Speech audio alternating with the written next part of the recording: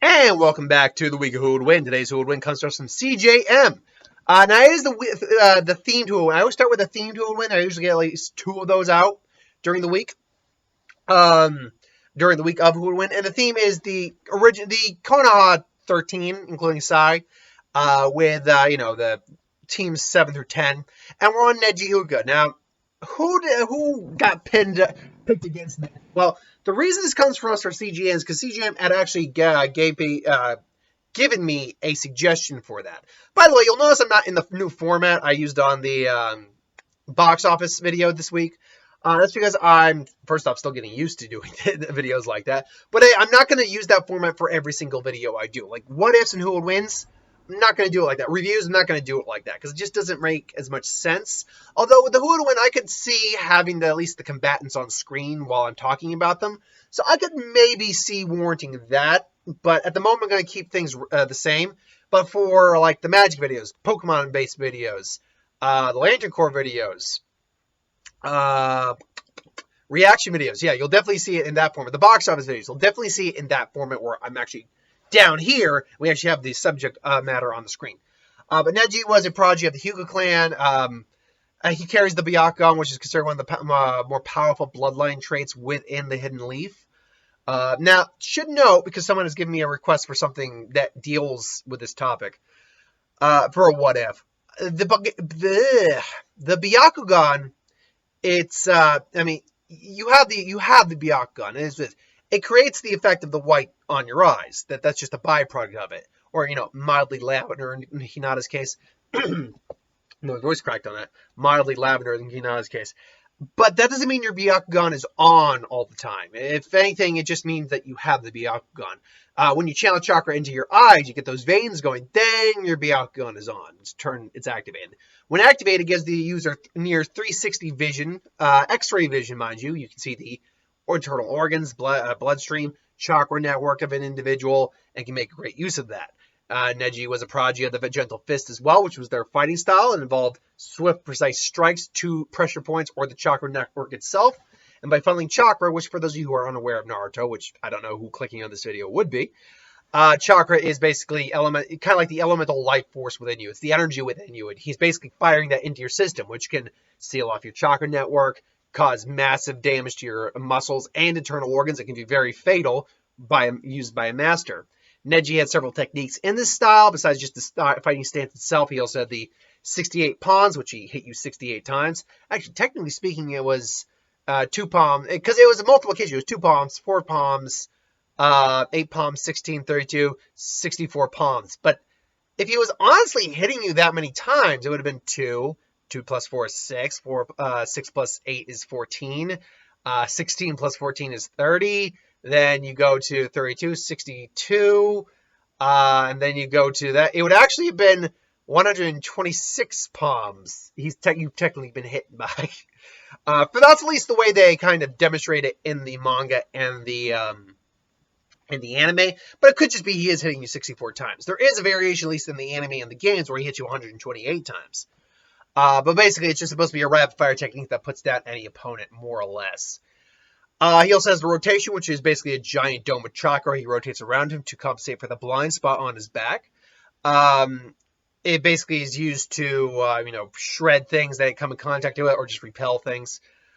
He also had a range tech known as the vacuum palm, which basically fired concentrated air chakra, more or less, at an opponent, which helped compensate for his lack of long-range attacks. Neji chakra-wise, was probably comparable or had as much, if not more, than someone like Shikamaru, Kiba, Sai, but probably didn't have quite as much as someone like Sasuke or even Choji, because Choji's techniques require a lot of chakra, so I imagine Choji actually had a large chakra reserve. So Neji was probably right in the middle there. Sadly, we don't see a lot of what he can do in Shippuden. We see him in a fight with a Kasame duplicate, but unfortunately we never really see the full extent what he was capable of at that point. And then later we see him in the Shinobi War arc, and he gets killed in that arc. Spoilers, the series has been over for a while now. So it's hard to say how strong he had really become, but we know he was able to become a Jonin, so we know he had improved. He had amazing reflexes, he had precision strikes. Overall, he was a very dangerous combatant in close-range combat. who did I pit against him? Well, the request was for Daredevil, so that's what we're doing, Daredevil. Matt Murdock, the man with no fear, is Daredevil. Lawyer by day, vigilante by night, blind, or is he? Due to an accident, obviously Daredevil has more or less an echolocation. Basically, he's releasing, I can't remember what it is, electromagnetic waves constantly, so he always has an idea of his surroundings. It's pretty much like an echolocation sense. He always knows all of his other senses are heightened to the point where he basically doesn't even need his eyes. He can smell, he can track someone by scent, he can hear footsteps whispering, he can feel ink on a piece of paper and actually make out the letters of that ink. That's impressive. He can actually feel where you're coming by sensing the air particles. And tasting, he can taste if something has poison. Not that that's going to matter in this fight, but still a good ability to have. Physically, he's pretty much in peak human condition for a guy his age. I think Daredevil generally is depicted to be anywhere in his mid-30s, late to early 40s. And in terms of his abilities, he is considered to be one of the most athletic individuals in the Marvel catalog. I don't believe he's quite as strong, athletic as someone like Nightwing, for instance, who could do like 4 quadruple backflips. He could do quadruple backflips, so 4 backflips in one like go, which is near impossible to do by anyone's standards. I think he's almost as athletic, if not as athletic. Daredevil, though, has heightened reflexes because of this. He's highly durable, highly resistant to pain. He can push through a lot of pain, too. Because remember, he can take beatings to keep going. His suit is shock resistant, flame resistant as well. Not proof, but resistant. Highly durable. It's not truly bulletproof, but it can like stop long range fire, like small arms fire at least. In terms of his, he usually only carries his billy club on, but his billy club has multiple forms, including a grappling hook, a baton, nunchucks. A cable, like a launching cable, basically, where you can fire at an opponent and like wrap around things, which is pretty much the grappling style version of it. A bow staff, I know it can kind of do that as well. Fighting style wise, he's been trained in many different forms. Most notably, though, some of his what are they called? Skirmish sticks. That's it. He can also do that with his baton as well, which he's extremely capable with. In terms of fighting style, he's got at least a dozen fighting styles under his belt. Boxing is a big one because his father was a boxer. Ninjutsu, Judo, Taekwondo, Aikido, Eskrima. I might be mispronouncing that one, but I know it's stick fighting. And a couple other ones off the top of my head, but and because that, when you've mastered so many, you basically kind of merge it in. I mean, you know certain techniques from a style, but it's usually merged into one specific style, which is what Daredevil uses. Daredevil often uses like the cover of night, things along those lines. He uses intimidation and fear to really get into his opponent's head. But he's like Neji, he's still human. He can still die. Hell, he's probably died a couple times now I think about it. It's Marvel. Pretty much everyone's died. So these two go head-to-head. Who wins? Well, let's say that Daredevil is somehow in the Hidden Leaf. And he's, figuring out his bearings, all that. Neji can sense that there's... And everyone theoretically has chakra. And Daredevil might actually even have a little bit of excess chakra, too. He might actually have larger than average chakra. Much more than a civilian would, that's for certain. Neji, if he says this, like, I don't know who you are, but you can't hide from my eyes. Come out! And Daredevil's emerged from the chest. Who are you? I was like, I'm just passing through. You're a trespasser in the Hidden Leaf. State your business here now, or I'll take you to the Hokage. He's like, I'll take you to the Hokage. I was like, I don't want any trouble. I don't want any trouble, but if you're gonna give it, I'll have to bring it. So the fight goes down. Now here's the thing. In terms of legitimate combat ability, skill, style, everything. Here's the problem here. These guys are technically even, but Neji's the more dangerous fighter. Neji's the master of his style, which is a deadly close-range style. But Matt has mastered many styles and generally has knowledge of multiple forms of techniques. So in that regard, they're actually very even. Likewise, Matt has dealt with superhuman individuals before. Maybe not like a material like a Thanos or anything like that, but he's definitely dealt with superhuman individuals before. And ninjas in the Naruto world are, by all accounts, superhuman. So Neji will, go in for the strikes, And unfortunately, Nat can't dodge them all, but he can dodge quite a few, which is surprising Neji. And he's also got his baton out, his staff out, baton out. He's using it as a billy club. He's blocking his strikes, but a couple of strikes get in. Now, fortunately, his suit, I think, is reinforced enough that while the chakra does penetrate, it's not getting a lethal strike on any of his vitals, but it is hurting, and like parts of his body go numb to a degree.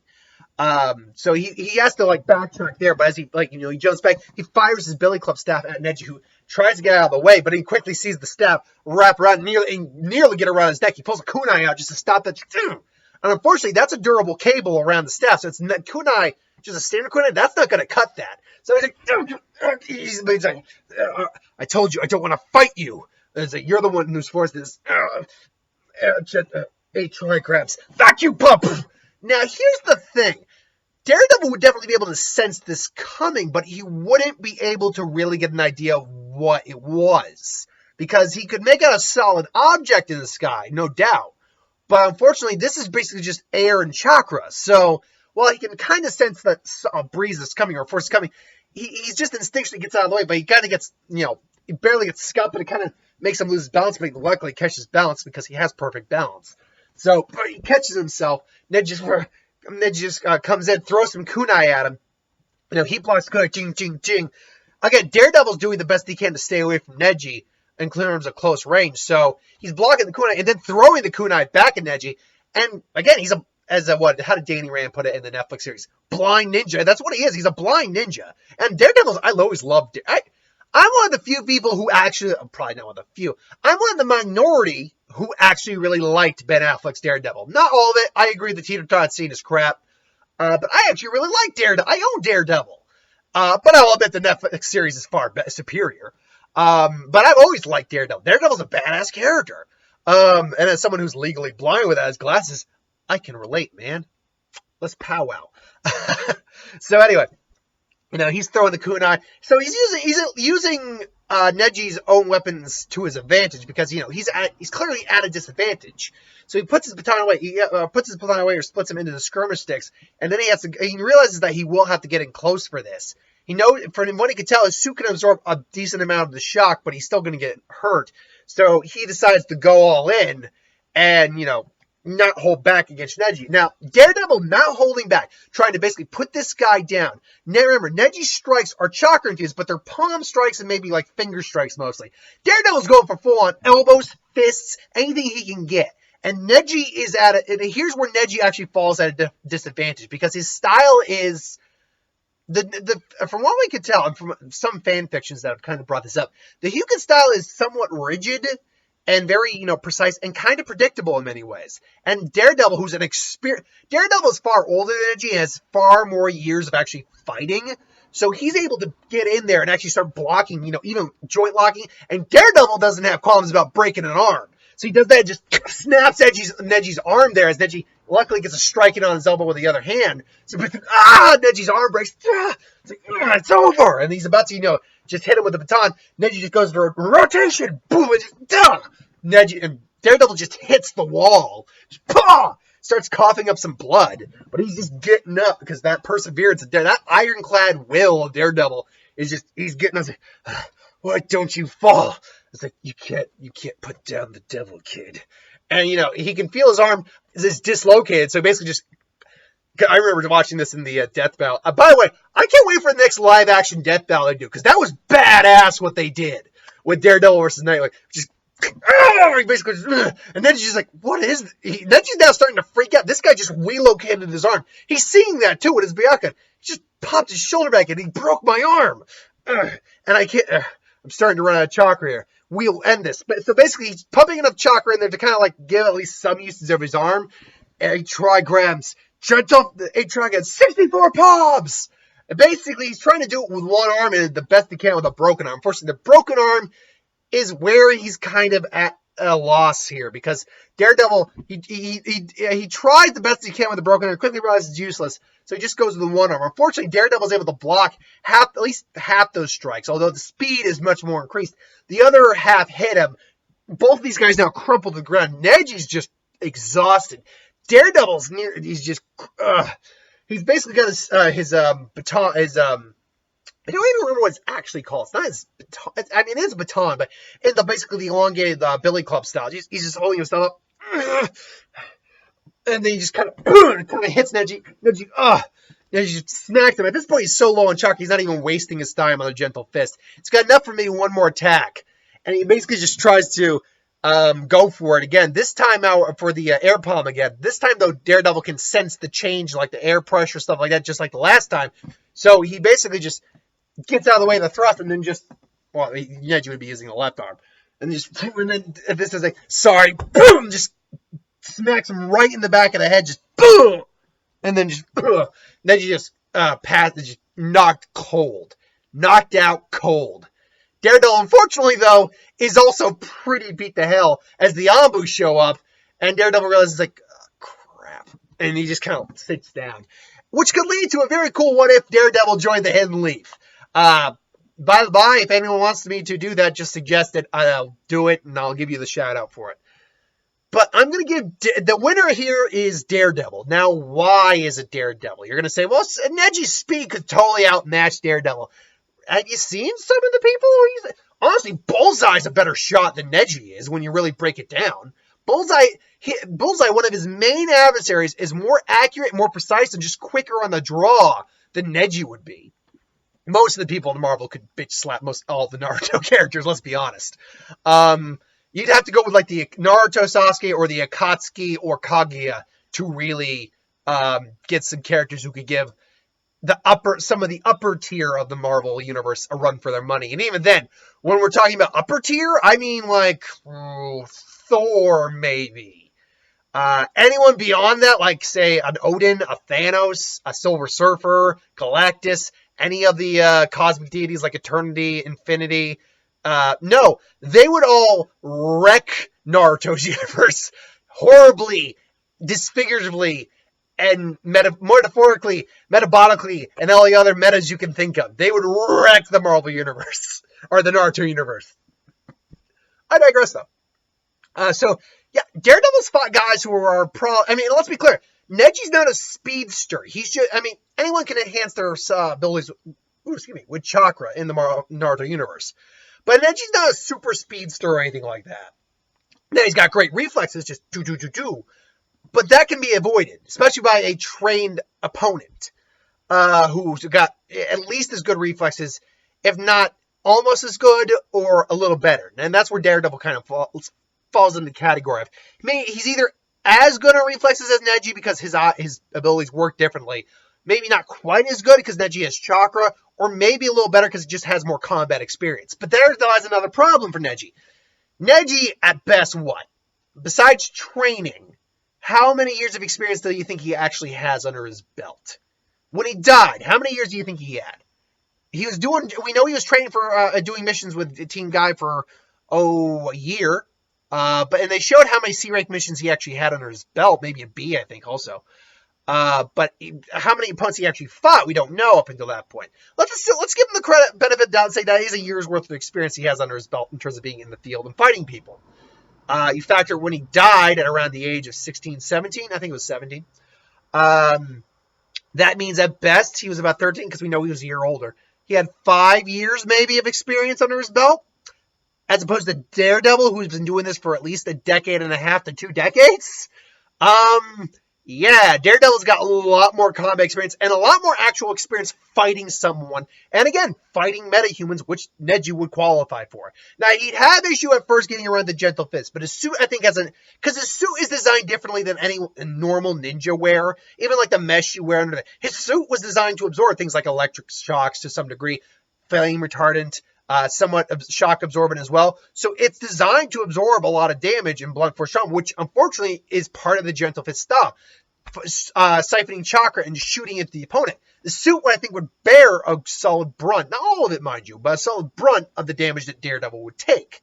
Daredevil also is just as skilled with ninja tools like kunai and shuriken as Neji would be. Neji does, as far as I know, he probably carries smoke bombs or explosive notes, but that would probably be the one thing if he used an explosive note that could really one-up Daredevil, because the sound of the explosion could really just rattle his drum. But at the same time, in the scenario we put out, which is the most realistic scenario I can think of, he would not throw an explosive tag or explosive note in the hidden leave. He wouldn't do that. So then I realize it basically comes down to a flat out brawl. Plus, Daredevil is, again, like I said, not against breaking a limb. If he has to do it, he'll break your arm, he'll break your leg. Now, he doesn't normally kill, but it's not, unlike someone say like Batman, it's not out of his code of ethics. So, in theory, he could snap Neji's neck too, but Neji's Byakugan, and he has enough reflexes that he could avoid that. So it kind of came down really to who's got the higher pain tolerance, willpower, and is overall going to be better in a straight-out fight. And that I actually think is going to be Daredevil. He just has more experience. He has more overall fighting styles under his belt and mastered, whereas Neji has one, a very good style, but one nonetheless. So you break that down. You bring up the fact that Neji would likely get at least a limb broken. And the fact that Daredevil has, endured a lot in his time. I got to give it to Daredevil. Now, there's a realistic scenario where Neji could win as well. But I'm going to definitely give the majority of the win to Daredevil. But who do you think ultimately wins the majority, Daredevil or Neji? I know there's probably going to be a bunch of you who definitely think it's Neji who takes the majority of wins. And there's going to be some of you who thinks Daredevil takes the majority of wins. That's cool. Just give your reasons in the comments below. And just to kind of comment, because I see this more than anything in the Death Battle prediction videos I do. Try not to be a dick about it. I mean, people I had someone, I'm not going to say the name, you can find it in the comments, calling me a Naruto fanboy because I think Sasuke is going to win the fight with Hiei. And say, you don't know enough about, you don't know Hiei. Hiei is this and this and this. I've had a lot of people say that. But some people call me like that and say, okay, you did hear me in the video. I would want to see Hiei win. I actually hope I see Hiei win because I love Hiei's character far more than I love Sasuke's character. I don't even like Sasuke's character that much. But I recognize power versus power, and I think Sasuke wins in terms of overall skill, ability, strength, overall. So that's where I stand on that. But that doesn't mean I don't think I want Hiei to win. I want to see him win. I'll be happy if I'm wrong on this one. So, yeah, because he is just a cooler character in my mind. Dragon of the Darkness Flame was my jam when he showed that off. The fight with him and Bui, forget it. That's one of my favorite Dark Tournament fights ever. It's one of my favorite Yu Yu Hakusho fights. So, yeah, just be cool when you try to comment. And I have no problems with you disagreeing with me. Just be cool about it. It's not like you're personally attacking me. It's just really, you make yourself look like a dick when you do it. That's the problem. When you act like when you act like a hurt fanboy who's not having someone agree with your opinion, and you got to kind of call people names and, say, you come off as a douche. A douche with very little life. Ultimately, though, that's just my gripe on that. Anyway, thanks for watching. I hope you enjoyed. Like, comment, share, and subscribe. As always, you want us to review something, put in the comments below. Let us know. We'll get to review it at some point. Ideas for who would win, Star Wars, Super Magic, whatever, anything you do on the channel. Put that in the comments below as well. We'll get to that at some point. So I'll be back tomorrow with the Lake Corpse video, another who would win, and I might do a discussion video. I'm not certain on that yet. Keep your eyes out for that, though. Till then, thanks for watching. Later, folks.